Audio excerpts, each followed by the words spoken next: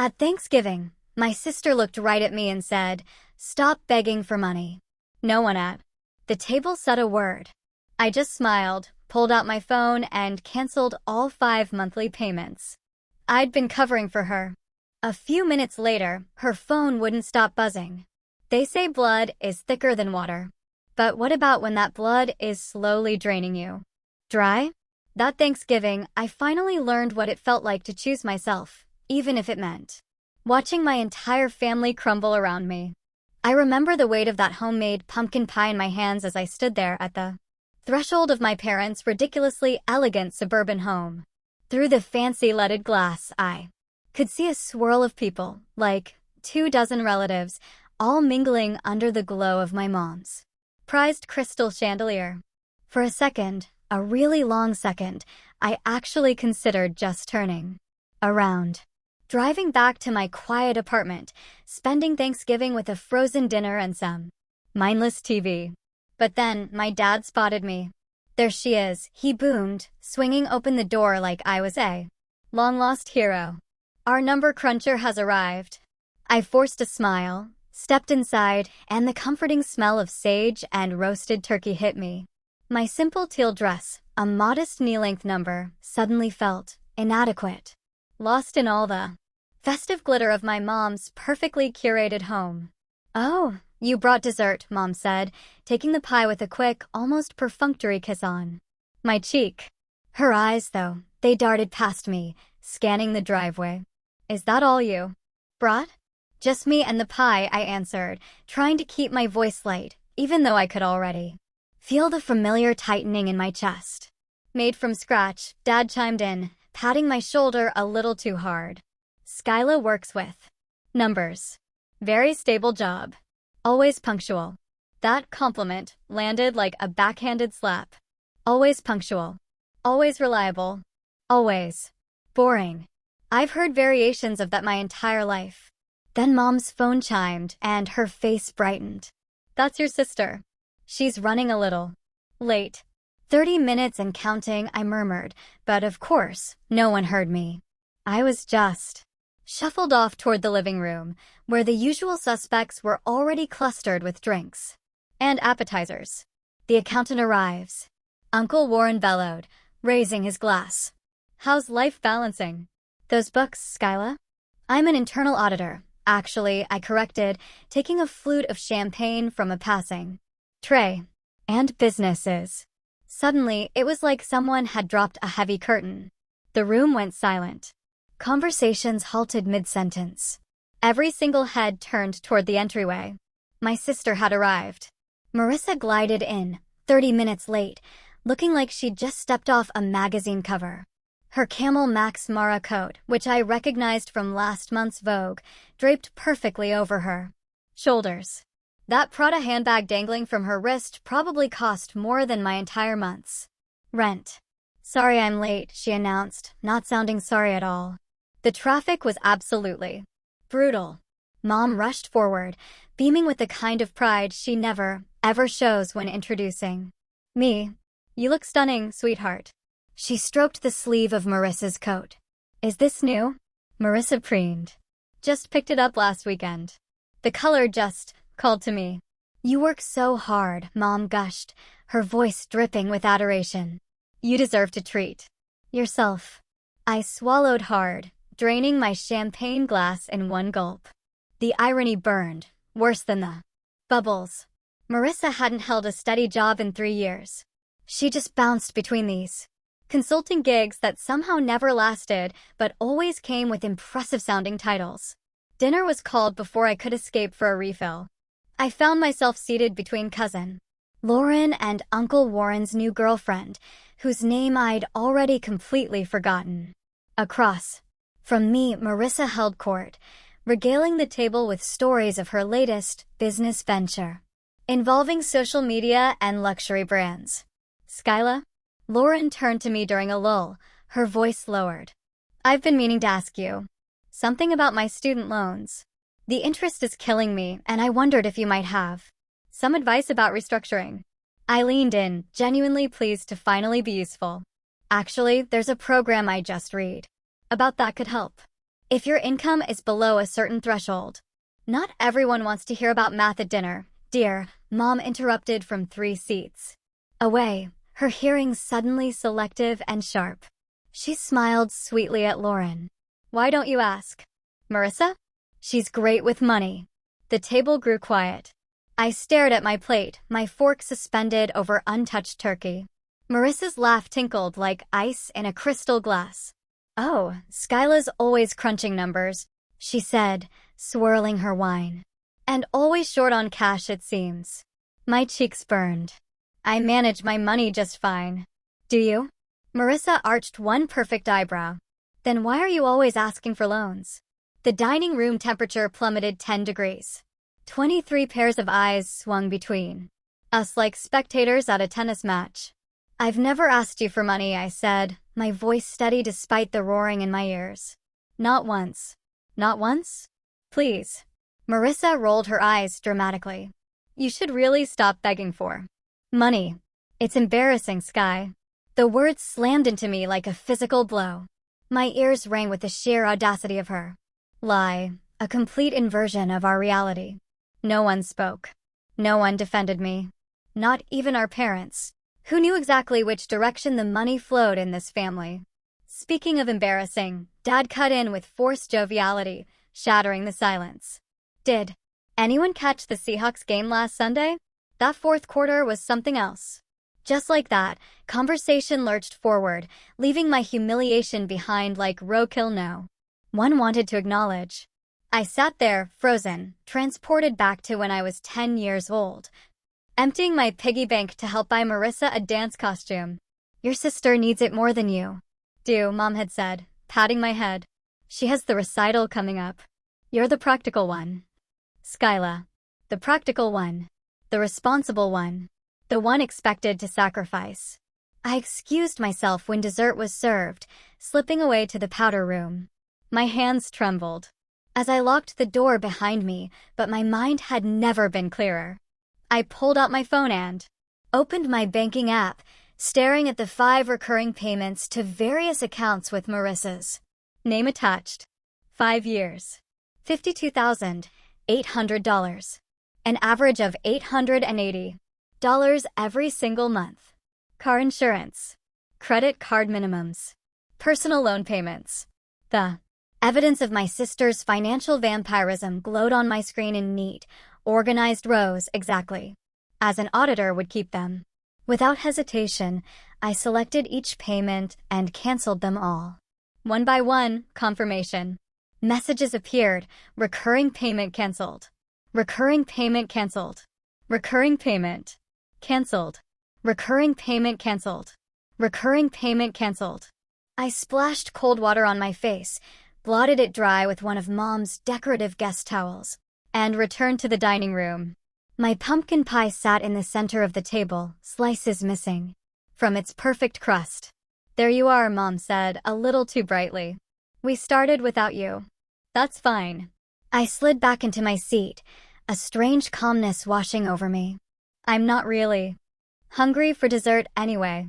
My phone vibrated in my pocket. Confirmation notices from my bank. The cancellations were complete. More coffee, Skyla? Dad offered, pot in hand. I smiled, a real smile this time, and extended my cup. Yes, I think I'll have a second helping. For the first time in 5 years, I would not be paying for my sister's life tonight. For the first time in forever, I was choosing myself, and it felt like the first breath after nearly drowning. Numbers don't lie. People do. The next day, the morning light filtered through the blinds of my modest one-bedroom apartment as I opened my laptop at the small desk wedged between the kitchen and living room. The coffee maker gurgled in the background, its familiar rhythm steadying my hands as I created a new spreadsheet. Payment history. Marissa Cole. I typed in the header, my fingers moving with a precision that makes me valuable at work. Each keystroke felt like reclaiming a piece of myself. I pulled up my banking records, methodically copying every payment made to my sister over the past 5 years. The spreadsheet grew row by row, an archaeological dig through my financial sacrifices. 3 separate credit card payments each month. The personal loan that was supposed to be just until her commission comes through. Car insurance for the luxury SUV she absolutely needed for client meetings that never materialized. The total appeared at the bottom of the column, $52,800. The number sat there, accusing me, not of generosity, but of gullibility. Nearly $900 every month, more than my own car payment, funneled silently to maintain Marissa's carefully constructed facade. I saved the document to 3 separate cloud locations. Evidence secured. I allowed myself another sip of coffee. My phone vibrated again. The screen lit up with Marissa's name for the 16th time since dawn. I silenced it without reading the message, but the notifications kept appearing. Something's wrong with the payments. Call me now. Did you change banks? Payment failed. What did you do? The credit card company called. Fix this. Autopay declined. Call me back. Insufficient funds? What's happening? The messages escalated from confusion to panic to outright rage, punctuation multiplying with her desperation. 15 calls. Over 30 messages in just 24 hours. I placed my phone, screen down, and continued working. By mid-afternoon, the inevitable happened. My mother's name appeared on the screen. I answered on the 3rd ring. Skyla? What's going on? Her voice carried that familiar note of disappointment, as though I was 10 years old again, selfishly keeping my birthday money instead of sharing. Marissa says, "You're refusing to help her with something." I've been paying her bills for 5 years, Mom. My voice sounded different, steadier than it had ever been when speaking to my mother. She told everyone yesterday at Thanksgiving that I begged her for money, so I stopped. A sharp intake of breath. That's not what she meant. You know how Marissa gets when she's nervous. She exaggerates. It wasn't an exaggeration. It was a lie. And everyone believed her. You're being dramatic. Family helps family. I helped for 5 years. That's $52,800 of my money. A long pause, then rustling as the phone changed hands. Skyla, it's Dad. His voice sounded older, suddenly. What's this about money? Your sister says you've cut her off without warning. Did she tell you why she needs my money every month? She's been having cash flow problems with her business. You know that. Dad, she doesn't have a business. She hasn't had steady work in 3 years. Another long silence. You've changed, he finally said. You used to be kind. The words struck deeper than expected, but a clear, cold resolve rose to meet the pain. I haven't changed, I replied. I just stopped letting people use my kindness as their safety net. The shocked silence that followed told me they'd never considered our family dynamic from this angle. The call ended awkwardly, with promises to talk about this later that we all knew meant, hope you come to your senses. I'd barely set down my phone when it rang again. It was Lauren. Hey, just checking in. You left Thanksgiving so suddenly. Her voice trailed off, fishing for information. It was a difficult evening, I offered carefully. Marissa's been messaging everyone about money problems. Something about you backing out of a loan. A bitter laugh escaped before I could catch it. I didn't back out of a loan. I stopped making her monthly payments after 5 years of paying her bills. Wait, you've been paying her bills? But she has that huge house in Bellevue. The surprise in Lauren's voice confirmed what I suspected. No one knew. For years, Marissa had maintained her image of success while secretly draining my accounts. How much are we talking about? Lauren asked, a little breathlessly. $52,800. Holy shit, Skyla. That's... She paused, doing mental math. No wonder you always turn down family trips. A lump formed in my throat.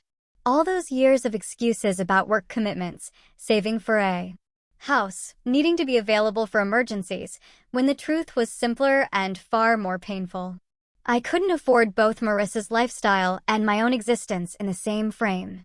After Lauren hung up, promising discretion I knew she wouldn't maintain, my phone pinged with a text from cousin Michael, about time someone stood up to the golden child. The truth was spreading through the family now, reframing 5 years of gatherings where Marissa arrived in Designer clothes while I wore the same black dress with different accessories. Where she brought expensive wines while I baked from scratch because it was cheaper. Where she talked about exclusive resorts while I quietly mentioned staycations. I closed the spreadsheet and shut my laptop. The documentation was complete. The payments were canceled. The truth was loose in the wild. For the first time in 5 years, all $880 of my monthly Marissa payment would stay in my own account. The thought didn't bring the satisfaction I expected, just a hollow kind of relief. Like removing a splinter that's been in so long you've built your movements around avoiding the pain. I glanced at my phone where the notification count had climbed to 43. Tomorrow would bring more calls, more guilt, more pressure. But tonight, the numbers were clear. And numbers, unlike sisters, don't lie. The family group chat notification lit up my phone at 6:47 a.m. the next morning. I squinted at the screen, still warm under my comforter, and immediately wished I hadn't looked. Please keep Skyla in your prayers during this difficult time, Marissa's message read. Mental health struggles can manifest in many ways, including financial jealousy and irrational behavior. I stared at the ceiling, counting the gentle popcorn ridges to keep from hurling my phone across the room. Within seconds, responses flooded in. Oh no, what happened? Sending love. Skyla, we're here for you. Should we organize a care package? Nobody asked what prompted this announcement. Nobody questioned its validity. My sisters. Word was gospel, and I was suddenly cast as the unstable family member having a breakdown. My mother called within minutes. Skyla Marie Thompson. Her voice carried that particular tone reserved for grave disappointments. You need to fix this before Thanksgiving is completely ruined. Fix what exactly? I asked, sliding my feet into slippers, padding toward my kitchen to start coffee. Don't play dumb. Marissa is devastated. Your father can barely look at the phone when she texts about you. She paused. We raised you better than this. The coffee maker gurgled as I measured grounds with practiced precision. Did you ask Marissa exactly what I've done? She showed me the bank notifications. All those payments suddenly canceled. Mother's voice dropped to an accusatory whisper. She has bills, Skyla. Responsibilities. Roots. So do I. The words emerged stronger than I intended. This isn't like you, she continued, ignoring my comment. The daughter I raised would never abandon her sister. I watched coffee drip steadily into the pot, black and clarifying. The daughter you raised has been paying Marissa's bills for 5 years while she told everyone I begged her for money. Silence stretched between us, taut as a wire. I'm going to be late for work, I interrupted. An unprecedented act of rebellion. Give Dad my love. I ended the call before she could respond and opened Facebook to find Marissa's latest performance, a tastefully filtered photo of her staring pensively out a window captioned, "Heartbroken when family members struggle with jealousy. Praying for healing during this difficult time." 27 sympathetic comments already. I closed the app without responding and finished getting ready for work. When I arrived at the office, something unexpected happened. I worked better than I had in months. Client documentation flowed through my review process with unusual efficiency. Spreadsheets that normally required double-checking seemed crystal clear on first pass. You seem more focused lately, my manager commented during our afternoon check-in. Whatever you're doing, keep it up. What I was doing was keeping an extra $880 a month in my bank account and sleeping through the night for the first time in years. That evening, I purchased a new desk for my home office. A solid oak piece I'd been eyeing for months, but could never justify while supporting Marissa's lifestyle. As I entered my credit card information, I experienced none of the usual anxiety about spending on myself. No mental calculations about how this purchase might affect my ability to cover Marissa's car insurance payment or minimum credit card payments. I realized I'd been living below my means, not from frugality or wise financial planning, but to fund my sister's excess. The revelation settled in my stomach like a stone. The true test of my newfound resolve arrived 3 days later when Marissa appeared. unannounced in my office building lobby. I spotted her through the glass doors as I returned from lunch, designer sunglasses perched above perfect makeup, strategically disheveled hair, and what appeared to be a carefully selected outfit that somehow communicated both wealthy casualness and distress. "How could you abandon me like this?" she demanded loudly the moment I approached, tears streaming down her cheeks without disturbing her mascara. "After everything I've done for you." Heads turned throughout the lobby. My coworkers slowed their pace, pretending not to eavesdrop, while clearly absorbing every word. I kept my voice measured and low.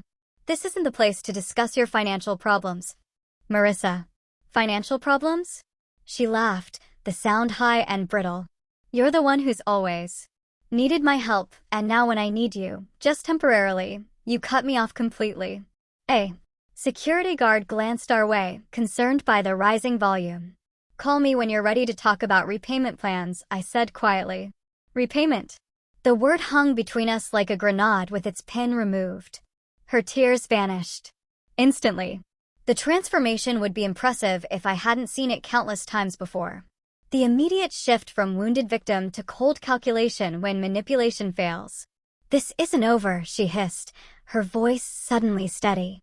She turned sharply, stiletto heels clicking against the marble as she exited through the revolving doors. I watched her go, feeling oddly calm in the aftermath of what should have been a devastating confrontation. Saturday brought unexpected support. Lauren arrived at my apartment door bearing lunch from my favorite deli and a sympathetic smile. "You okay?" she asked, unpacking sandwiches and containers of soup at my small dining table. "Everyone's talking about what happened."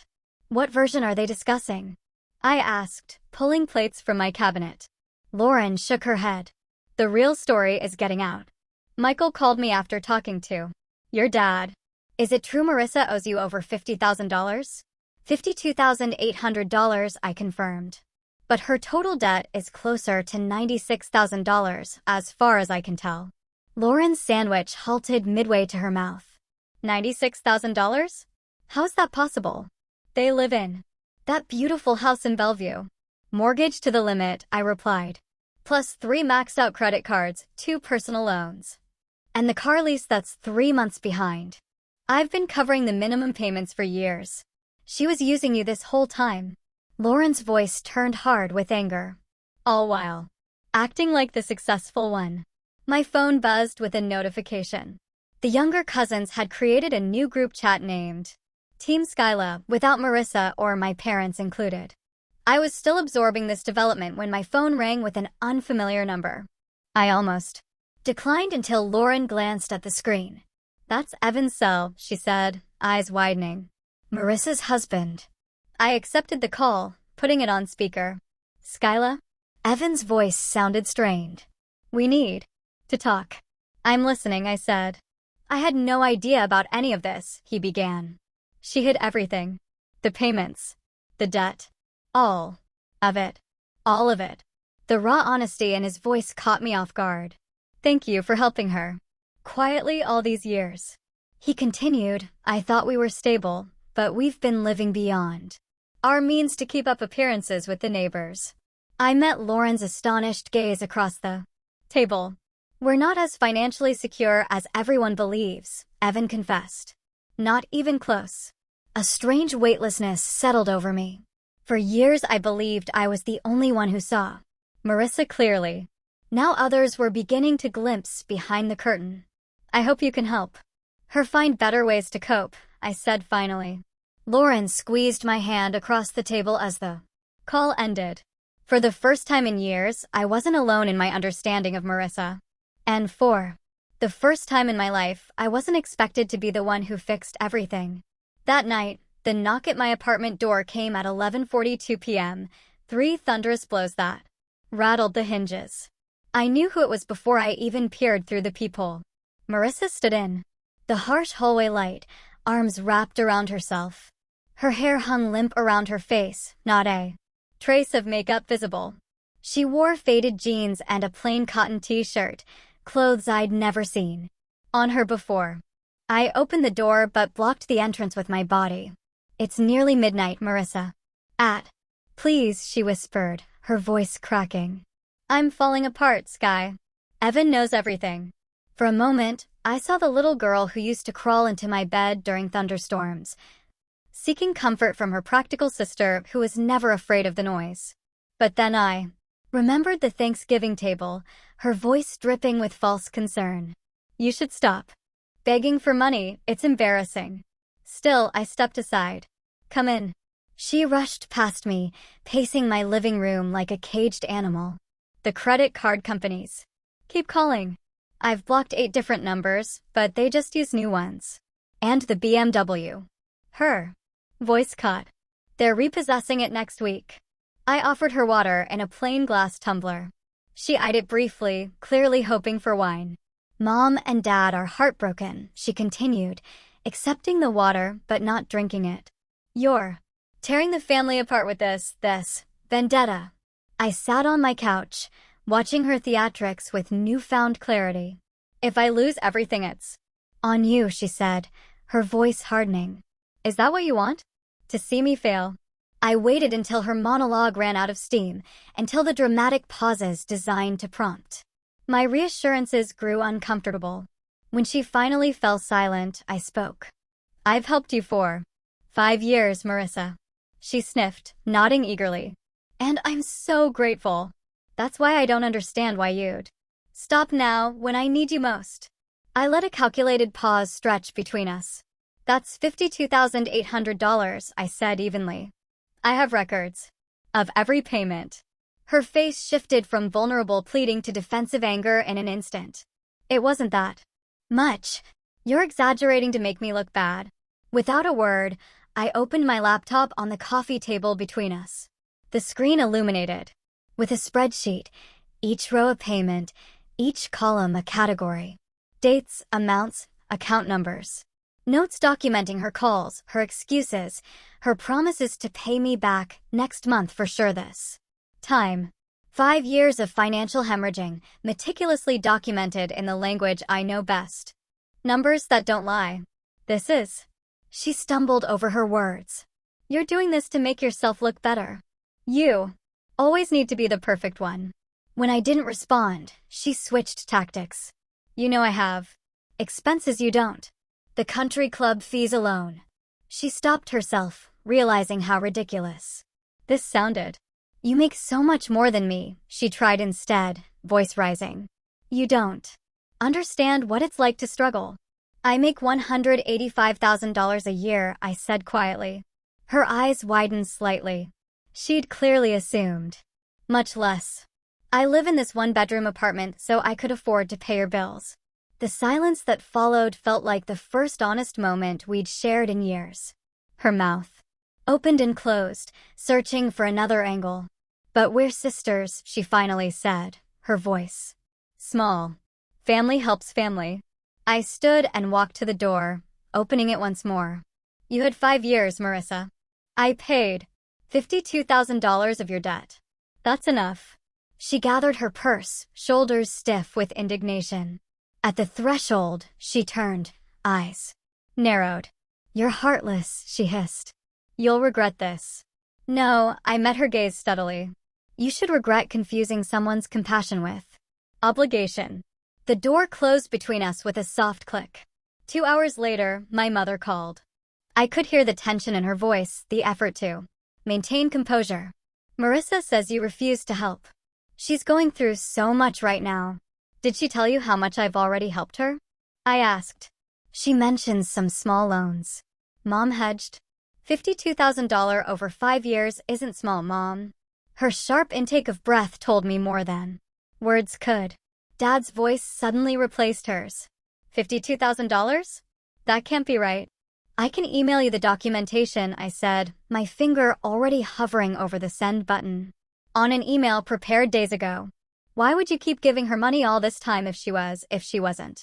Being honest? I finished for him. Because she's family. And you taught me that family helps family no matter what. The stunned silence on the other end felt like vindication and heartbreak simultaneously. Later that night, texts began appearing on my phone. Uncle Warren, your sister is devastated. Where's your compassion? Aunt Patricia, the family forgives. Period. This cold shoulder is beneath you. But there were others. Cousin Michael, about damn time someone stood up to her. Call if you need to talk. Lauren, just heard the real story. We're all behind you. My phone pinged with a notification from our extended family group chat. I braced myself for another barrage of guilt and pressure, but instead found an unexpected message from Evan. Thank you all for your concern. Marissa and I are working through some financial difficulties that have come to light. We ask for your understanding during this time. And Skyla, thank you for your past support. It wasn't acknowledged properly. The traditional family hierarchy, with Marissa at its glowing center and me orbiting as the reliable, practical moon, had begun to fracture. Thanksgiving dinner had become the dividing line in our family history, before the truth and after. My father called back, his voice subdued. I've been looking at these statements you sent. All these years you've been. He trailed off, unable to complete the thought that his golden child had been lying while his practical one had been sacrificing. We should talk, he finally said. All of us. Maybe Sunday dinner? Not yet, I answered, surprising myself with the boundary. I need some time. Of course, he said quickly, almost too quickly. Whatever you need. The words sounded strange coming from him, from anyone in my family really. Whatever I need has never been the priority before. I curled up on my couch, wrapped in the quilt my grandmother made, the one Marissa always said was too old-fashioned for her taste. My apartment felt different tonight, not larger or more luxurious, but somehow more mine. For the first time in 5 years, the weight of secrecy and obligation had lifted. The money that funded Marissa's carefully curated life would now fund my authentic one. On my coffee table, the spreadsheet still glowed on my laptop screen. 5 years of payments, each one a brick in the wall between who I was and who I'm becoming. I closed the laptop, and the room fell into darkness except for the gentle city light filtering through my blinds. Tomorrow will bring more calls, more family members taking sides, more pressure to return to my familiar role. But tonight, in the quiet aftermath of finally speaking my truth, I find something unexpected. Peace. The text on Evan's message glowed ominously on my phone screen a week later. Family meeting. Our house. Tomorrow at 2. Just parents, you, and a few others. This needs to end. I stared at the words for a full minute, my stomach tightening. In the week since I confronted Marissa in my apartment, the family had fractured into opposing camps. Mother still called daily with tearful pleas. Father had retreated into uncharacteristic silence. Cousins messaged their support or condemnation depending on which version of events they believed. What surprised me was Evan's sudden involvement. In 6 years of marriage to my sister, he'd always remained pleasantly detached from family drama. When I arrived at their home, notably smaller than what Mother had led everyone to believe, Evan opened the door before I knocked. His normally easygoing expression was replaced by something harder, more determined. Thank you for coming, he said, voice low. This won't be easy. The living room felt like a courtroom awaiting trial. Mother and Father sat stiffly on matching armchairs. Uncle Warren occupied one end of the sofa beside Aunt Patricia and Grandmother, whose very presence signaled the gravity of the situation. Marissa was nowhere in sight. Where's? I began. She'll join us shortly, Evan interrupted, gesturing toward the empty chair clearly positioned as the focal point. Please sit. I chose the corner of the sofa instead, maintaining distance from the emotional blast zone. The air felt charged with unspoken accusations. Mother attempted a weak smile. This is unnecessary. Family disagreements should stay private. Not this one, Evan said, his voice firm as he placed a thick manila folder on the coffee table. Not anymore. The sound of a door closing echoed from the hallway. Marissa entered, her face stripped of makeup, wearing plain jeans and a beige sweater I'd never seen before. No designer labels, no statement jewelry. Her eyes were red-rimmed but dry. "Sit down, Marissa," Evan said without looking at her. She perched on the edge of the empty chair, hands folded tightly in her lap. Evan stood before us, shoulders squared. "I've asked you here because it's time everyone understood exactly what's been happening." He opened the folder. "Over the past years, Marissa has accumulated personal debt totaling $96,500. Mother gasped. Father's head snapped up. "That includes the $52,800 that Skyla has been paying in secret for 5 years, Evan continued, his gaze flicking to me. "The money that Marissa told me came from a trust fund from grandmother." Grandmother's sharp intake of breath cut through the room. "I never set up any such thing." "I know that now." Evan spread credit card statements across the table. "These show regular purchases from Nordstrom, Saks, Neiman Marcus, designer clothes, jewelry, handbags. Things to maintain the appearance of success while we were quietly drowning." Father leaned forward, studying the papers with growing disbelief.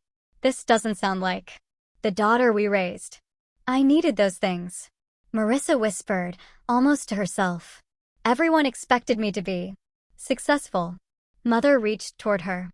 "Sweetheart, is this all true?" The question hung in the air. The first time in 30 years I'd heard Mother question Marissa's version of events. Marissa's careful composure crumbled. Tears spilled down her cheeks. "I just wanted everyone to be proud of me." "By lying? By stealing from your sister?" Aunt Patricia's voice cut like a blade. "I was going to pay her back." Marissa protested weakly. "When?" Evan asked. "With what money? You haven't held a steady job in 3 years." The silence that followed felt like a physical weight. I watched my family absorb the reality they'd been denying for years. Evan straightened. "Things will change starting today. We're selling the Range Rover. The Maldives vacation is canceled. Marissa starts working 40 hours weekly at Belinda's boutique next Monday, and we begin financial counseling on Thursday." Mother's face paled. "But that's so extreme." "It's necessary," Evan replied. "And long overdue." Father turned to me, his eyes clouded with something I'd rarely seen, genuine regret. "We should have seen it sooner." His voice dropped to a near whisper. "I'm sorry, Skyla." The words I'd waited decades to hear landed softly, without the burning satisfaction I'd imagined. I nodded, once accepting but not absolved. For the first time in my memory, I sat in a family crisis, without being expected to fix it. I was neither savior nor villain, simply present. The strange liberation of this moment caught in my throat. The next 6 months unfolded in careful, measured steps. Family gossip shifted as the full story emerged. Marissa worked retail after years of leisure, returning home with aching feet and humbled eyes. Evan oversaw their finances with spreadsheets that echoed my own meticulous records. When Mother called now, her voice carried a new hesitancy, as though she was learning to navigate unfamiliar terrain. Father asked about my investment strategies, listening with genuine interest. One Thursday morning in May, my phone pinged with a banking notification. "Deposit, $600. A text message followed. "It'll take years, but I'll pay you back. I stared at the screen, remembering the Thanksgiving table where she publicly accused me of begging. The powder room where I finally found my boundaries. The spreadsheet documenting 5 years of silent sacrifice. My fingers hovered over the keyboard. A dozen responses formed and dissolved in my mind. In the end, I typed just 2 words: received. Thank you. Not forgiveness. Not yet. But perhaps a door left slightly open in a wall I had every right to build. The weight of the pumpkin-scented candle steadies my hands as I stand at the threshold of Evan and Marissa's downsized Tudor-style home. Through the leaded glass panels, I glimpse modest Thanksgiving decorations, a far cry from the opulent displays at our parents' home last year. For a moment, I consider turning around, driving back to my apartment, and spending the holiday alone with a good book. But then I spot my father through the glass, and our eyes meet. 1 year has transformed more than just my living space. My apartment now boasts a plush sectional couch in rich burgundy, replacing the threadbare hand-me-down I'd tolerated for years. My home office gleams with a proper desk instead of the wobbly card table where I'd managed my finances and Marissa's for half a decade. The $880 monthly payment that once disappeared into my sister's bottomless needs now flows into an investment account, showing 12% growth. Dad opens the door before I can knock. There she is, he says, but his voice lacks the booming quality I remember from childhood. Instead, there's something I've never heard before. Respect. Happy Thanksgiving. I step inside, breathing in the aroma of roasting turkey. My simple dress, a knee-length in deep forest green, feels perfectly adequate for this gathering. Oh, you're right on time, Mom says, kissing my cheek without the usual perfunctory feel. Marissa's just about to serve. The dining room table, set simply with white plates and cloth napkins, hosts only 8 place settings instead of last year's 24. No crystal chandelier hangs overhead, just a modest pendant light, illuminating faces I now recognize as family rather than audience. Marissa emerges from the kitchen wearing jeans and a cream-colored sweater. No designer labels visible, no statement jewelry catching the light. Her hair pulled back in a simple ponytail, she carries a platter of sliced turkey with steady hands. Everything looks wonderful, I say, meaning it. Marissa's smile contains something new, humility. Thanks for coming. When everyone is seated, Evan suggests a toast. All eyes turn to him, but he nods to Marissa, who rises slowly. She lifts her water glass. To a family who tells us the truth, even when it hurts. My throat tightens unexpectedly. I raise my glass in acknowledgement, not yet ready for complete reconciliation, but accepting this honest new beginning. Throughout dinner, conversation flows without the usual facades. Uncle Warren discusses his recent heart surgery without minimizing its impact. Lauren shares her promotion without downplaying its importance. Parents admit their struggles with retirement planning without pretending everything is perfect. No one performs, no one competes. We simply exist together in truth. Later, back in my apartment, I open my laptop out of habit, but I no longer check the spreadsheet daily. 12 payments have arrived consistently from Marissa, each exactly on time. I scroll through my phone, deleting old pleading messages from her that I'd saved as evidence. They're no longer necessary armor against gaslighting. The truth has emerged and settled like dust after a storm. Opening my journal, I write, $52,800. If she were a stranger, I would have stopped years ago. But she was my sister. Or at least, I thought she was. I pause, considering what has changed. The monthly deposits from Marissa aren't just financial restitution. They're acknowledgement that my boundaries matter, that my sacrifice deserves recognition. My worth was never tied to family approval, though it took me 30 years to understand this. Boundaries aren't cruelty, but self-respect. I close the journal, feeling neither triumph nor regret. Just clarity. Sometimes kindness means knowing when to stop. You can't save someone who keeps sinking, especially when they're the ones pulling you under. The question remains, hanging in the evening air of my quiet apartment. If faced with the same situation, what would you have done? Cut them off like I did? Give one more chance because they're family? Take legal action to recover what was lost? Where do you draw the line between helping and being used?